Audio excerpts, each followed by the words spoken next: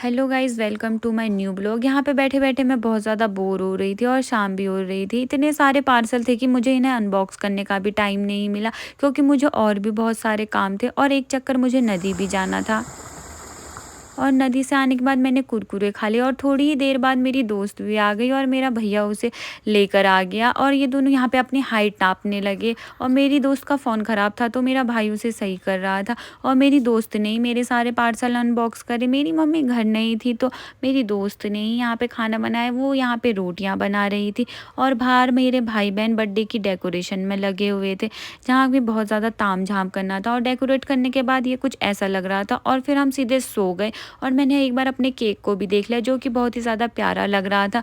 और डेकोरेट करने के लिए मैंने अपने टेडी बियर भी वहाँ पे रख लिए। रात के 11:52 हो रहे थे और मेरी दोस्त यहाँ पे मेकअप करे जा रही थी, जिसे बहुत नींद आ रही थी, तब भी मेकअप ज़रूरी था। और उसने अपने हाथ में नेल पेंट भी लगा ली थी और यहाँ पे मैं तैयार ही नहीं हो पा रही थी। और मेरी दोस्त मुझे बार बार टाइम दिखा रही थी कि इतना बज गया और फाइनली यहाँ पे 12 बज गया था और मैं अपनी बर्थडे की डेकोरेट वाली जगह पे आ गई। और यहाँ पे मैंने अपनी बहुत सारी फ़ोटोएँ खींची। तैयार होने के बाद मैं कुछ ऐसी लग रही थी और उसके बाद मैंने अपने केक को भी सजा लिया और केक के साथ फ़ोटोएँ भी खिंचा ली। और मेरे कान का बार-बार गिर जा रहा था तो मेरी दोस्त उसे सही करने में लगी थी। और फिर यहाँ पे हमने केक कट किया और मेरी दोस्त ने मेरे लिए हैप्पी बर्थडे गाया और हमने बहुत सारी मस्ती करी।